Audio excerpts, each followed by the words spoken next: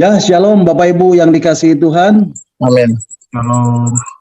Ya, selamat Shalom. malam Bapak Ibu yang hadir dalam Zoom meeting malam hari ini, dan juga teman-teman yang tetap setia mendengarkan dan mengikutinya lewat live streaming melalui Facebook atau YouTube. Selamat malam. Jumpa lagi bersama saya Stefanus Liwijaya dalam renungan-renungan arti kehadiran Tuhan. Nah, Bapak Ibu, apapun yang terjadi, yang Bapak Ibu alami hari-hari ini, saat-saat ini, apapun itu, apapun situasi dan kondisi yang terjadi saat ini, kita harus menjalaninya dengan penuh sukacita. Dan percayalah bahwa tidak ada bagian-bagian di dalam hidup kita yang Tuhan izinkan terjadi di dalam hidup ini yang tidak memiliki maksud dan tujuan yang mulia. Meskipun kita merasa itu sesuatu yang tidak baik menurut kita. Tapi percayalah, ketika kita datang menghampiri hadirat-Nya, ketika kita datang menyembah Dia, Bapak Ibu akan mendapatkan kelegaan, akan mendapatkan penghiburan, ada pemeliharaan, ada jawaban atas setiap pergumulan Bapak Ibu. Karena ada banyak blessing, ada banyak berkat yang Tuhan telah sediakan ketika Bapak Ibu datang menyembah kepada Tuhan. Nah, Bapak Ibu, saya merasa hari-hari ini Tuhan sedang bekerja dengan luar biasa.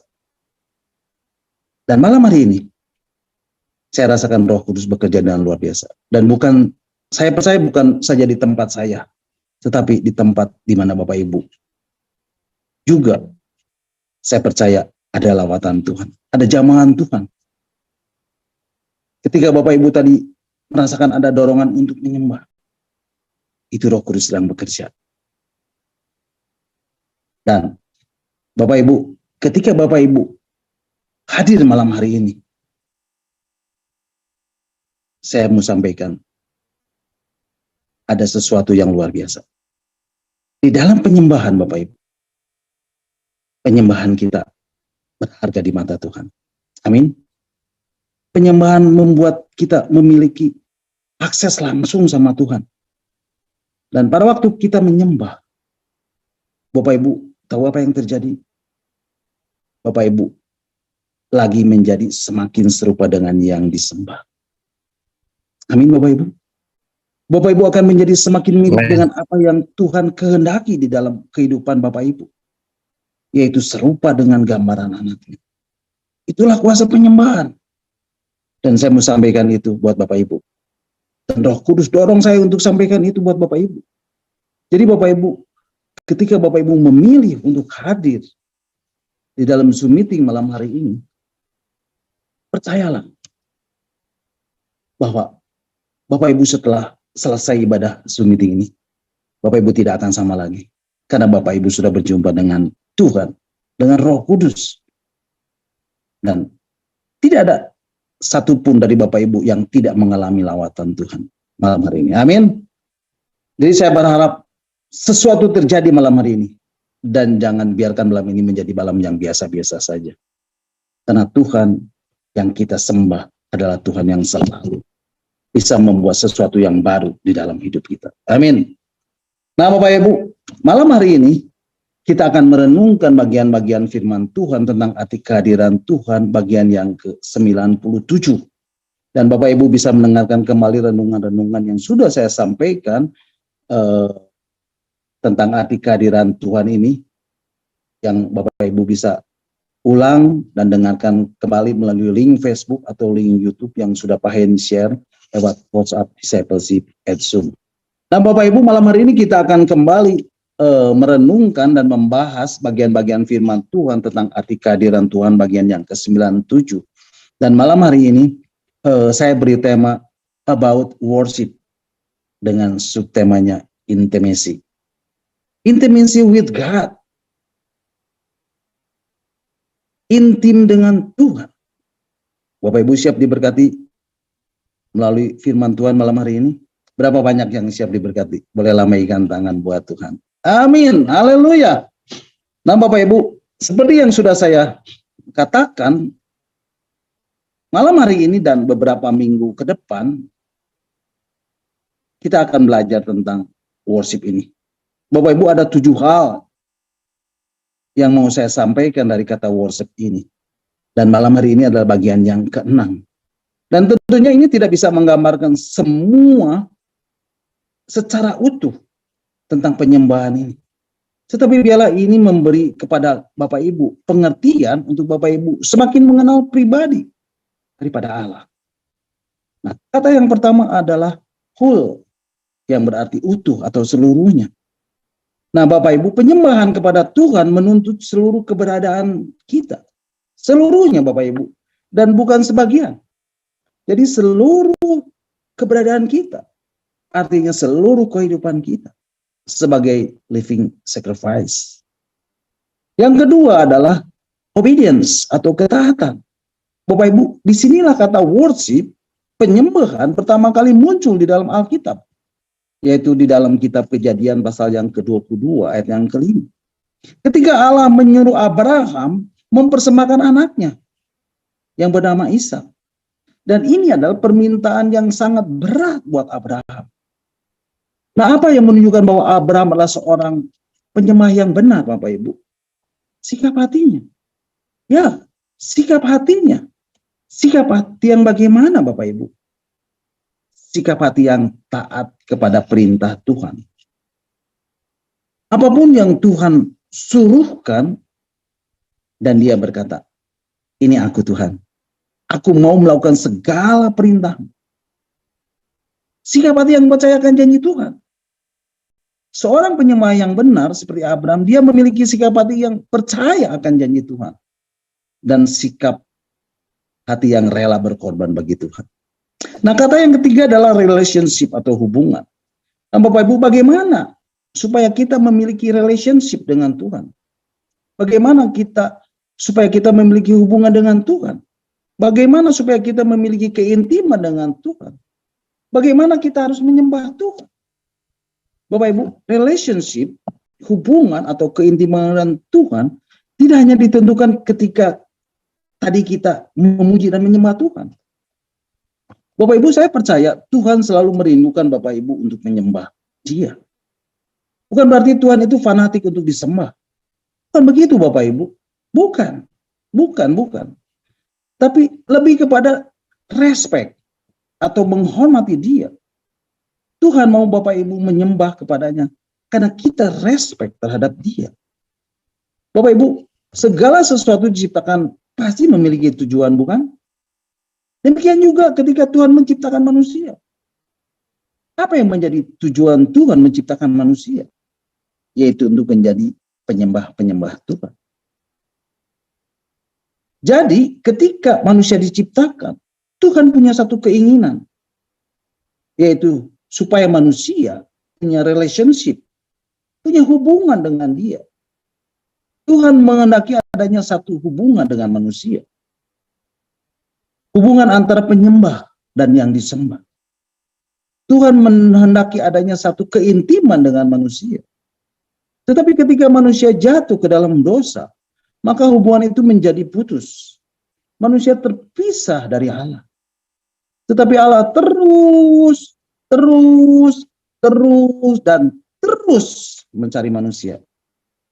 Supaya manusia kembali memiliki hubungan dengan Dia. Bapak Ibu lihat, tokoh-tokoh di dalam kitab-kitab perjanjian lama, yang Tuhan cari itu relationship, hubungan, keintiman. Henok, Abraham, Yusuf, Musa, Daud, dan seterusnya. Semuanya memiliki relationship, hubungan, keintiman dengan Tuhan di dalam hidupnya. Itulah yang Tuhan cari. Kata yang keempat adalah spirit. Worship in spirit. Menyembah di dalam roh. Bapak Ibu, apa yang dimaksud dengan menyembah Bapa di dalam roh? Bagaimana Bapak Ibu bisa menyembah Bapa di dalam roh? Nah, Bapak Ibu, itu yang harus Bapak Ibu tahu. Bapak Ibu, Bapak Ibu saudara dan saya diciptakan Tuhan sebagai manusia. Bapak Ibu diciptakan Tuhan serupa dan segama dengan Allah. Sedangkan tumbuh-tumbuhan dan binatang tidak serupa dan segama dengan Allah. Tetapi manusia serupa dan segama dengan Allah. Kenapa Bapak Ibu? Karena manusia memiliki roh selain daripada jiwa dan tubuh. Nah, Bapak Ibu, apa itu spirit? Apa itu roh? Spirit atau roh adalah kesadaran akan adanya Tuhan, kerinduan akan Tuhan. Dan itu adalah spirit kita. Itu adalah roh kita. Tapi yang menjadi pertanyaan adalah bagaimana cara kita menyembah Tuhan di dalam roh? Bapak Ibu, biarlah Alkitab yang menjawab pertanyaan ini. Bapak Ibu, di dalam surat 1 Korintus pasal yang ke-14 ayat yang ke-15, Rasul Paulus di sini menjelaskan begini Bapak Ibu. Nah, Bapak Ibu perhatikan. Rupanya ada area di mana Bapak Ibu, saudara dan saya berdoa dan memuji dan menyembah Tuhan dengan jiwa kita. Dengan akal budi kita. Dan ada area di mana Bapak Ibu, saudara dan saya berdoa dan memuji dan menyembah Tuhan dengan roh. Nah pertanyaannya, kapan Bapak Ibu memuji dan menyembah Tuhan dengan jiwa atau dengan akal budi? Saat Bapak Ibu memakai bahasa manusia. Saat tadi kita menyanyi dan memuji Tuhan. Ya kan? Itulah memuji dan menyembah Tuhan dengan jiwa atau dengan akal budi. Tapi Bapak Ibu lihat, Alkitab mengajarkan tidak cukup berdoa dan menyembah dalam area jiwa saja. Ingat ayat dalam Yohanes pasal 4 ayat 23 dan 24? Ayat yang sudah tidak asing buat kita, bukan? Yang Bapa cari adalah penyembah-penyembah benar. Yang menyembah Bapa di dalam apa? Dalam roh dan kebenaran. Jadi apa itu memuji dan menyembah dalam roh? Memuji dan menyembah dalam roh adalah momen di mana kita memuji dan menyembah dalam bahasa roh. Yaitu ketika roh kita bersama-sama dengan Roh Kudus yang ada di dalam diri kita berdoa, memuji dan menyembah Tuhan. Itulah arti menyembah di dalam roh. Nah, kata yang kelima adalah heart. Heart of worship. Hati yang menyembah. Bapak Ibu, seperti yang sudah Bapak Ibu ketahui, terminologi dari kata menyembah adalah hubungan. Dan kata yang dipakai adalah proskuneo. Kata ini diterjemahkan dalam bahasa Inggrisnya mencium atau to kiss. Tapi arti lain daripada kata proskuneo ini adalah tersungkur di hadapan atau bersujud di hadapan. Tersungkur atau bersujud di sini berarti tersungkur atau bersujud sampai mukanya ke tanah. Bapak Ibu, kalau Bapak Ibu baca di dalam kitab Wahyu pasal 4 ayat yang ke-10, firman Tuhan mengatakan, maka tersungkurlah ke-24 tua-tua di hadapan Dia yang duduk di atas tahta itu. Dan mereka menyembah Dia yang hidup sampai selama-lamanya. Dan mereka melemparkan mahkotanya di hadapan tahta itu. Bapak Ibu, dikatakan mereka melemparkan mahkotanya. Lalu tersungkur dengan mukanya sampai ke tanah. Menyembah yang Maha Kudus. Nah ini dikatakan mereka ini sedang proskuneo. Mereka sedang menyembah dengan cara bersujud atau tersungkur di hadapan Tuhan. Allah yang telah menciptakan segala sesuatu.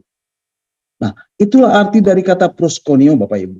Jadi Bapak Ibu, ketika kita menyembah Tuhan, hal yang pertama adalah proskuneo itu harus lahir dari dalam hati ini. Dan ini adalah sebuah sikap hati. Kalau Bapak Ibu memiliki hati yang menyembah, maka yang pertama adalah Bapak Ibu harus memiliki sikap hati yang tersungkur atau bersujud di hadapan Tuhan. Baru setelah itu, kalau sikap hati Bapak Ibu benar, maka dari dalam hati ini akan keluar penyembahan dalam bentuk ekspresi tersungkur atau bersujud di hadapan Tuhan. Amin Bapak Ibu. Nah itu yang namanya penyembahan. Proskuneo itu selalu dimulai dari hati yang rindu untuk menyembah Tuhan. Proskuneo itu selalu dimulai dari hati yang rindu untuk memuliakan Tuhan.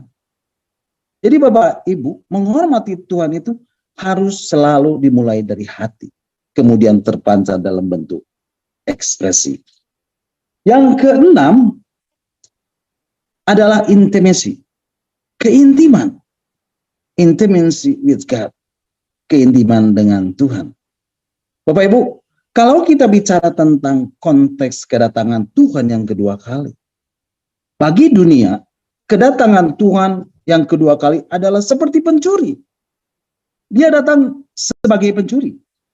Tetapi bagi orang-orang percaya, kedatangan Tuhan yang kedua kali itu menjemput kita sebagai mempelainya. Mempelai Kristus. Untuk menjemput kita dan masuk dalam pernikahan anak domba. Amin. Nah Bapak Ibu, apa syarat untuk menikah? Sudah dewasa. Bapak Ibu, seseorang disebut dewasa dapat dilihat dari penyembahan. Dapat dilihat dari hubungannya dengan Tuhan. Dapat dilihat dari relationship-nya dengan Tuhan. Dapat dilihat dari keintimannya dengan Tuhan.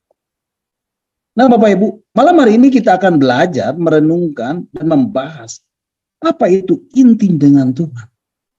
Kenapa dikatakan intim dengan Tuhan? Siapakah yang dimaksud dengan yang bisa memiliki keintiman dengan Tuhan? Siapakah yang memiliki hak dan yang bisa intim dengan Tuhan? Siapakah yang memilih hak dan bisa berlaku intim dengan Tuhan? Hanya mereka yang memiliki hak sebagai mempelai yang diteguhkan.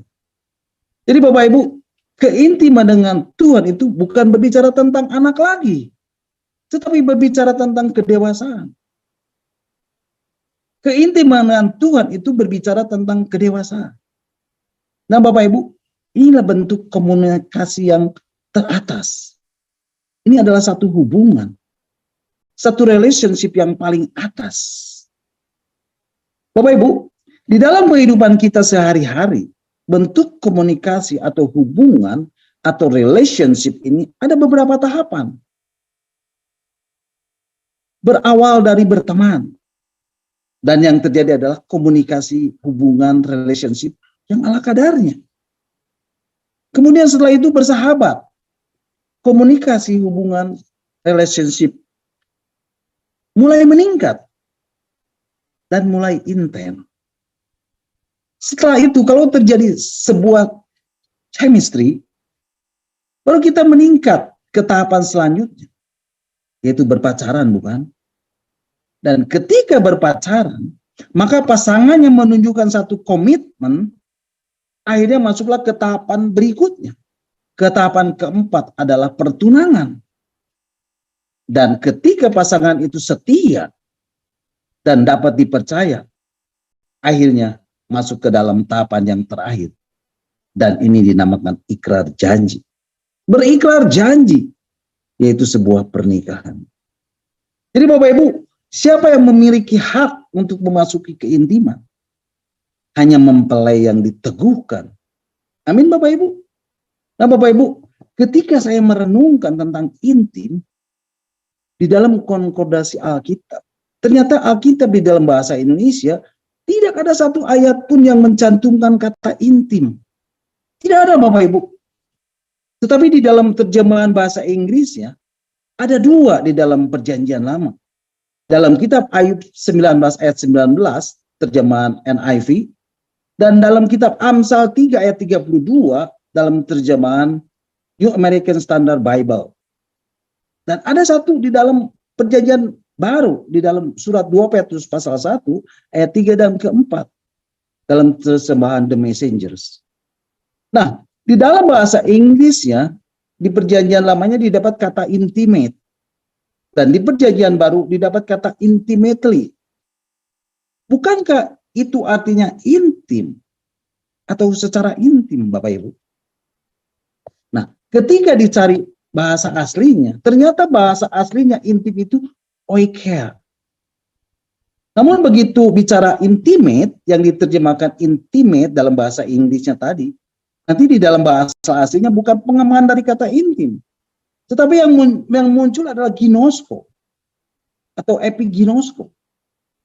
Bukankah seharusnya pengembangan dari kata intim adalah keintiman? Betul? Intim bahasa aslinya oikea.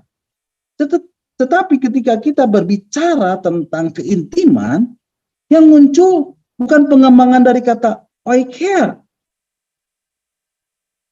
melainkan ginosko atau epiginosko. Saya harap Bapak Ibu tidak bingung.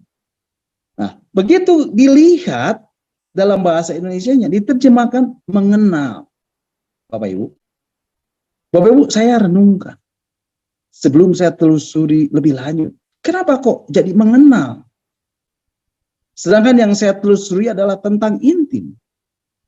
Dan kalau Bapak Ibu lihat, kata intim itu di dalam Kamus Besar Bahasa Indonesia, itu artinya akrab, karib, rapat, keakraban, kekariban, dan kerapatan.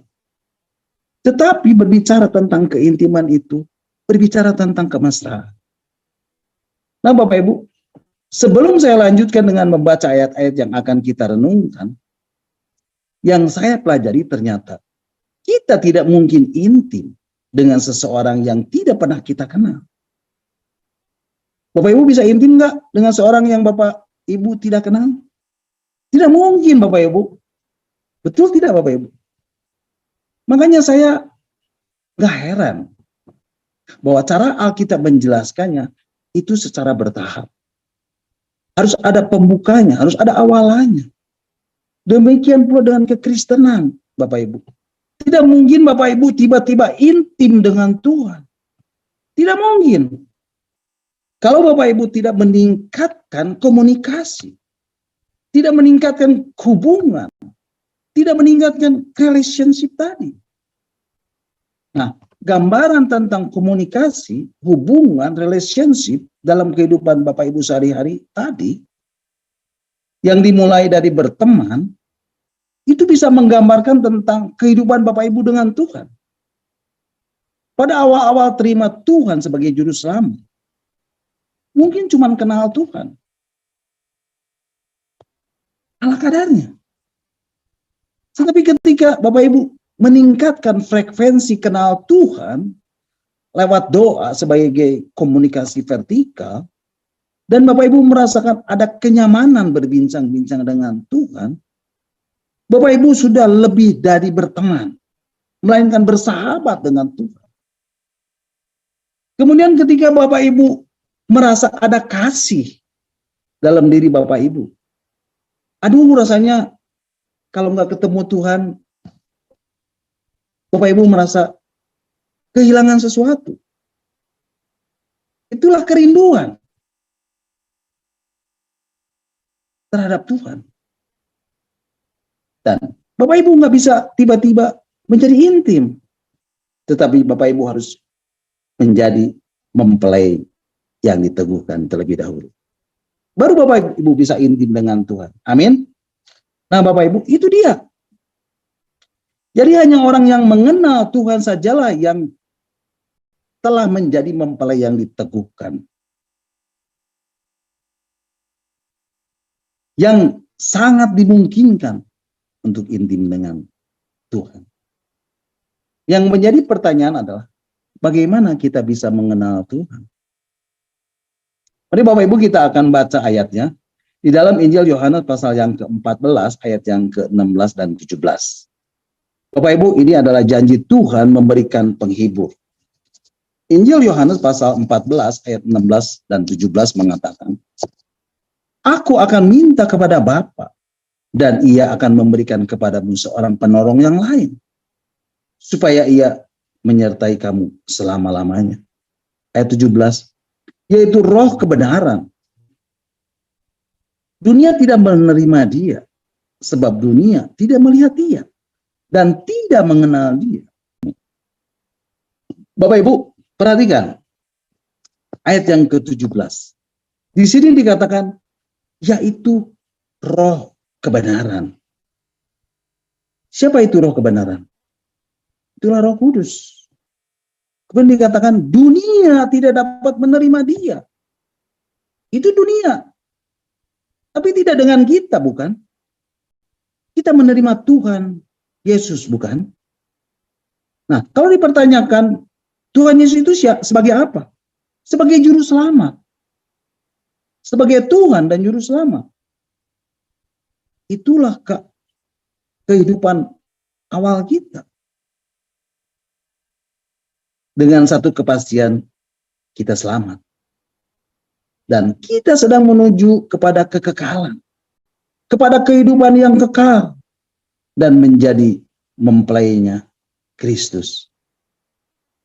Dikatakan dunia tidak menerima dia. Itu dunia. Tetapi kita menerima Yesus dan menerima Roh Kudus. Sebagai apa Bapak Ibu? Sebagai Tuhan dan Juru Selamat. Dan Roh Kuduslah yang akan memimpin kita kepada seluruh kebenaran. Amin. Kemudian dikatakan apa? Sebab dunia tidak melihat dan mengenal dia. Itu dunia. Tetapi kita sebagai orang-orang percaya, kita di dalam tanda kutip bisa melihat dia. Bagaimana kita bisa melihat dia? Lewat kasihnya. Lewat pertolongannya. Lewat anugerahnya, lewat berkat-berkatnya. Amin Bapak Ibu. Bapak Ibu, itulah yang namanya kepekaan melihat. Ketika dunia tidak melihat dia, Bapak Ibu mampu melihat dia. Amin. Dan ketika Bapak Ibu memiliki kemampuan untuk melihat Tuhan, maka sudah pasti Bapak Ibu mengenal Tuhan. Haleluya. Begitu Bapak Ibu mengenal Tuhan, maka itu yang membuat Tuhan melibatkan dirinya. Bahkan tetap hadir dan menyatu di dalam kehidupan kita. Amin. Selanjutnya, apa yang menjadi respon dari Tuhan di dalam kehidupan kita Bapak Ibu? Sebab Ia menyertai kamu dan akan diam di dalam kamu. Itulah respon Tuhan. Bapak Ibu, kalau Bapak Ibu mengenal Dia, maka Tuhan akan menyatu di dalam kehidupan Bapak Ibu. Tuhan akan diam di dalam kehidupan Bapak Ibu. Amin. Bapak Ibu, kata serta, beserta, itu artinya dari luar. Tetapi kata menyertai, itu artinya dalam hidup kita. Jadi Bapak Ibu, sangat penting bagi kita untuk mengenal Tuhan. Mari Bapak Ibu, saya akan berikan gambaran ayat yang memastikan Bapak Ibu. Memang kita seharusnya menjadi orang Kristen yang tak terpisahkan. Yang disebut sebagai mempelai. Mari Bapak Ibu kita akan membaca ini dalam Injil Yohanes pasal yang ke-17 ayat yang ketiga. Injil Yohanes pasal yang ke-17 ayat yang ketiga mengatakan, inilah hidup yang kekal itu. Bapak Ibu saya percaya Bapak Ibu sudah memiliki hidup yang kekal itu, amin. Yaitu bahwa mereka mengenal Engkau, satu-satunya Allah yang benar. Nah Bapak Ibu, siapakah Allah yang benar itu Bapak Ibu? Ialah Allah Abraham, Allah Ishak, Allah Yakub, Allah yang kita kenal dalam nama Tuhan Yesus. Itulah Allah yang benar. Kemudian dikatakan apa? Dan mengenal Yesus Kristus yang telah Engkau utus. Artinya, mengenal Yesus Kristus yang telah Engkau utus, mengenal Yesus sebagai Mesias, mengenal Yesus sebagai seorang yang telah diurapi, di-anointing, yang diurapi Tuhan. Jadi Bapak Ibu, pastikan bahwa Bapak Ibu benar-benar mengenal Yesus dalam kehidupan Bapak Ibu. Sehingga ketika Bapak Ibu sudah mengenal Yesus dalam hidup Bapak Ibu, akhirnya Bapak Ibu menjadi mempelai dan bisa intim dengan Dia. Jadi Bapak Ibu, kata ginosko atau epiginosko atau kata mengenal itu hanya awalnya saja. Tetapi kata intim itu lebih daripada sekedar mengenal. Karena intim itu lebih mengarah kepada menikmati dan dinikmati. Bapak Ibu paham sampai di sini? Saya harap paham ya Bapak Ibu. Injil Matius pasal 7 ayat 22 dan 23 mengatakan, Bapak Ibu, kita akan baca ayatnya. Injil Matius pasal 7 ayat 22 dan 23 mengatakan, pada hari terakhir banyak orang akan berseru padaku, Tuhan, Tuhan, bukankah kami bernubuat demi namamu dan mengusir setan demi namamu dan mengadakan banyak mukjizat demi namamu juga? Ayat 23, pada waktu itulah aku akan berterus terang kepada mereka dan berkata, Aku tidak pernah mengenal kamu. Nyala daripadaku. Kamu sekalian pembuat kejahatan. Bapak Ibu, perhatikan firman Tuhan ini. Pada hari terakhir, banyak orang akan berseru kepadaku. Tuhan, Tuhan, bukankah kami bernubuat demi namamu? Dan mengusir setan demi namamu? Dan mengadakan banyak mukjizat demi namamu juga. Pada waktu itulah aku akan berterus terang kepada mereka dan berkata, aku tidak pernah mengenal kamu. Nyala daripadaku kamu sekalian pembuat kejahatan. Pertanyaannya Bapak Ibu, kok bisa ya? Sudah bernubuat, mengusir setan, mengadakan banyak mukjizat demi nama Yesus, tetapi dikatakan, nyala daripadaku kamu sekalian pembuat kejahatan. Karena ini baru awal Bapak Ibu. Tetapi kata mengenal itu harus dimaknai lebih dalam lagi, yaitu sampai kepada menikmati dan dinikmati. Yang setuju katakan amin. Haleluya. Jadi Bapak Ibu, kalimat yang seharusnya muncul sesungguhnya, kan aku tidak pernah menikmati kamu. Aku tidak pernah intim denganmu. Kok bisa? Bukankah ini hamba Tuhan yang hebat? Bisa bernubuat, mengusir setan, membuat banyak mukjizat. Kenapa diusir oleh Tuhan dan bilang, nyala kamu sekalian pembuat kejahatan? Mari Bapak Ibu kita akan melihat jawabannya melalui kisah Maria dan Marta yang terdapat di dalam Injil Lukas pasal yang ke-10 ayat yang ke-38 sampai ke-42. Injil Lukas pasal yang ke-10 ayat 38 sampai ke-42 mengatakan, ketika Yesus dan murid-muridnya dalam perjalanan, tibalah ia di sebuah kampung. Seorang perempuan yang bernama Marta menerima dia di rumahnya. Perempuan itu mempunyai seorang saudara yang bernama Maria. Maria itu duduk dekat kaki Tuhan dan terus mendengar perkataannya. Sedang Marta sibuk sekali melayani. Ia mendekati Yesus dan berkata, Tuhan, tidakkah engkau peduli bahwa saudaraku membiarkan aku melayani seorang diri? Suruhlah dia membantu aku. Tetapi Tuhan menjawabnya, Marta, Marta, engkau khawatir dan menyusahkan diri dengan banyak perkara. Tetapi hanya satu saja yang perlu. Maria telah memilih bagian yang terbaik, yang tidak akan diambil daripadanya. Nah Bapak Ibu perhatikan ayat yang ke-40. Sedang Marta sibuk sekali melayani. Ia mendekati Yesus dan berkata, Tuhan, tidakkah engkau peduli bahwa saudara... Bapak Ibu saya ulangi sekali lagi. Tidak salah kita melayani Tuhan seperti Marta. Tetapi sebenarnya pelayanan yang pertama adalah melayani Tuhan. Baru kemudian kita melayani pekerjaan Tuhan. Tuhan mengingatkan di sini bahwa apa yang dilakukan Maria itu sebagai pilihan yang terbaik. Yang tidak akan diambil daripadanya. Maria telah memilih bagian yang terbaik yang tidak akan diambil daripadanya. Bapak Ibu boleh sibuk dan bangga dengan posisi Bapak Ibu. Mungkin sebagai hamba Tuhan atau sebagai pelayan Tuhan, sebagai worship leader, ataupun apapun itu. Tapi dalam kenyataannya, itu semua bisa diambil oleh Tuhan. Ada banyak ada banyak pelayan Tuhan, ada banyak hamba Tuhan yang sekarang tidak melayani lagi. Karena jenuh. Mungkin Bapak Ibu berkata, aku sudah lakukan banyak hal, aku sudah lakukan semuanya. Aku sudah lakukan ini, aku sudah lakukan itu. Tapi ke orang lain lebih diberkati. Karena seringkali kita salah dan kehilangan arah. Karena kita tidak mengerti maksud dan tujuan Tuhan. Karena kita tidak mengerti maksud dan tujuan Tuhan Yesus. Maksud dan tujuan Bapa di dalam hidup kita. Yaitu Bapa menghendaki Bapak, Ibu, Saudara saya selalu intim dengan Dia. Melalui penyembahan.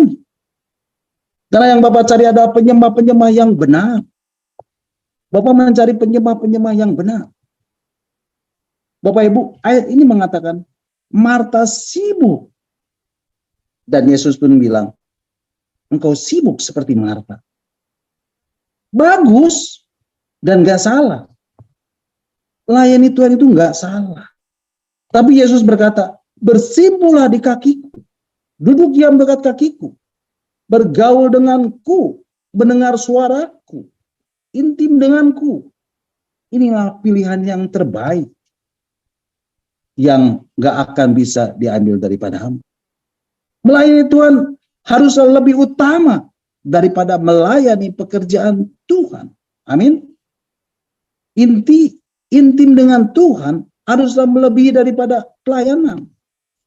Amin. Bapak Ibu, di dalam perjanjian lama, kita akan baca di dalam kitab Yesaya pasal yang ke-6 ayat yang kedua.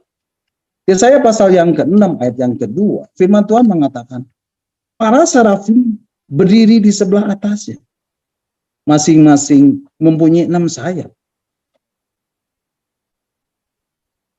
2 sayap dipakai untuk menutupi muka mereka, 2 sayap dipakai untuk menutupi kaki mereka, dan 2 sayap dipakai untuk melayang-layang.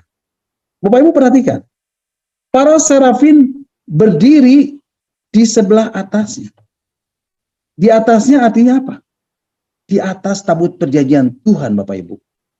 Lalu dikatakan masing-masing mempunyai 6 sayap. 2 sayap dipakai untuk menutupi muka mereka, 2 sayap dipakai untuk menutupi kaki mereka. Artinya apa, Bapak Ibu? Artinya ini adalah satu sikap menyembah, satu sikap hormat. Nah, Bapak Ibu, tentang sikap menyembah ini dikatakan 2 sayap dipakai untuk menutupi muka mereka dan 2 sayap dipakai untuk menutupi kaki mereka. Artinya ada 4 sayap yang dipakai untuk menyembah dan dikatakan 2 sayap untuk melayang-layang, untuk terbang, untuk beraktivitas. Nah, Bapak Ibu, seringkali di dalam pelajaran-pelajaran tentang pujian dan penyembahan, di dalam pelajaran-pelajaran praise and worship, ayat ini menggambarkan tentang porsi atau bagian di dalam menyembah. Melayani Tuhan itu harusnya mendapat 2 porsi, 2 bagian. Dan melayani pekerjaan Tuhan itu mendapat 1 porsi atau 1 bagian. Kalau dikaitkan dengan liturgi dalam worship, maka lagu-lagu penyembahan itu mendapatkan 2 porsi atau 2 bagian. Dan lagu praise itu mendapatkan 1 porsi atau 1 bagian. Tapi Bapak Ibu, saya lihat Bapak Ibu dalam Zoom ini, hampir semuanya ada lagu-lagu tentang penyembahan. Wow, keren itu Bapak Ibu. Jadi Bapak Ibu, kenapa satu ketika hamba Tuhan yang sudah bernubuat, mengusir setan, melakukan banyak mukjizat, dikatakan, nyala daripadaku, hai pembuat kejahatan. Karena sesungguhnya mereka melakukannya bukan untuk Tuhan. Bukankah bisa orang melakukannya bukan untuk Tuhan? Tapi untuk siapa Bapak Ibu? Untuk dirinya sendiri. Untuk popularitas. Melayani untuk berkat. Melayani untuk diposisikan. Tapi bukan untuk kemuliaan Tuhan. Dan engkau curi kemuliaan Tuhan itu. Engkau adalah pencuri kemuliaan Tuhan. Bapak Ibu, sadarkah Bapak Ibu akan semua ini? Tapi Tuhan bilang, aku mau bergaul intim denganmu. Aku ingin menikmatimu. Aku ingin engkau berada di hadiratku dan menyembahku. Aku ingin engkau berkasih-kasihan denganku. Kalau engkau sibuk dengan segala rutinitas agenda pelayananmu, engkau akan seperti Marta. Dan bukan seperti Maria. Maria mendapatkan yang terbaik yang tidak dapat diambil daripadanya. Bapak Ibu mau berkasih-kasihan dengan Tuhan? Bapak Ibu mau intim dengan Tuhan? Bapak Ibu mau menjadi mempelainya Tuhan? Ingat, syarat untuk menjadi mempelai adalah dewasa. Dan seseorang yang sudah dewasa dan siap menjadi mempelainya dapat terlihat dari kehidupan penyembahannya kepada Tuhan. Karena tingkat penyembahan seseorang itulah yang menentukan tingkat kedewasaan seseorang di hadapan Tuhan. Amin. God bless you all. Nah Bapak Ibu, sampai di sini dulu renungan kita malam hari ini. Dan di akhir dari renungan ini, saya menaikkan satu pujian. selain Kau tiada yang lain. Mari Bapak Ibu, kita angkat pujian ini bersama-sama sebagai penyembahan kita. Sebagai persembahan yang terbaik yang kita persembahkan bagi Raja kita, Yesus Kristus, Tuhan dan Allah kita. Amin. Mari kita naikkan pujian ini bersama-sama.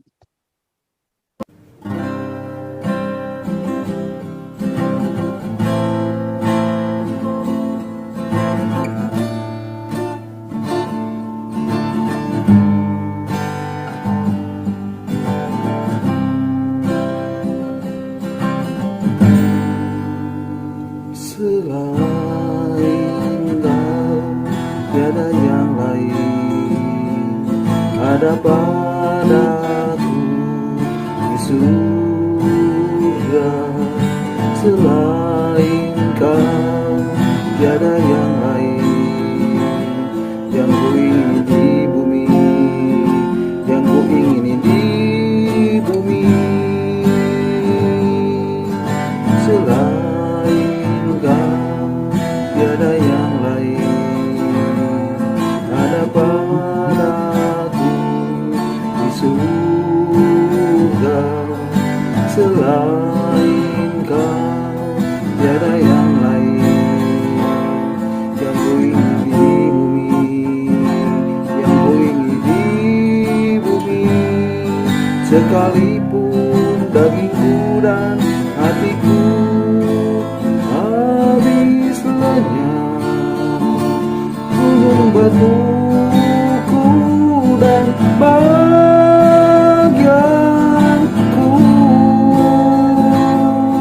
tetaplah selama-lamanya.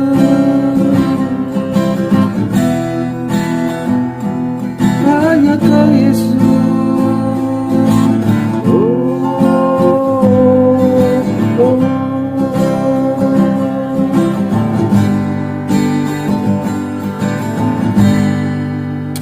selain Kau tiada yang lain. Ada padaku di surga, selain Kau tiada yang lain.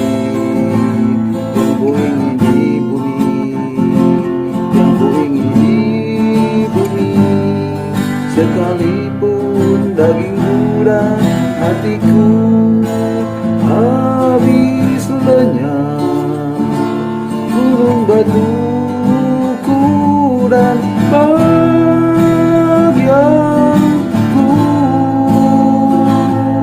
tetaplah selama-lamanya.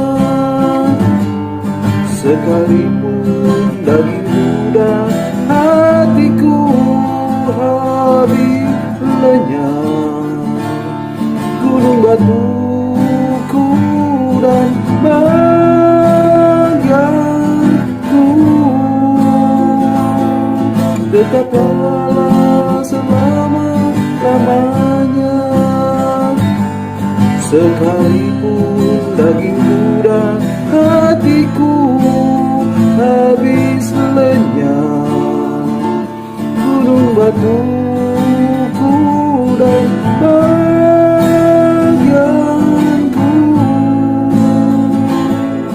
tetaplah selama-lamanya.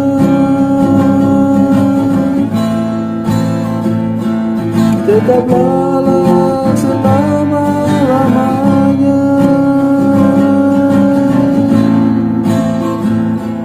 Tetaplah selama-lamanya.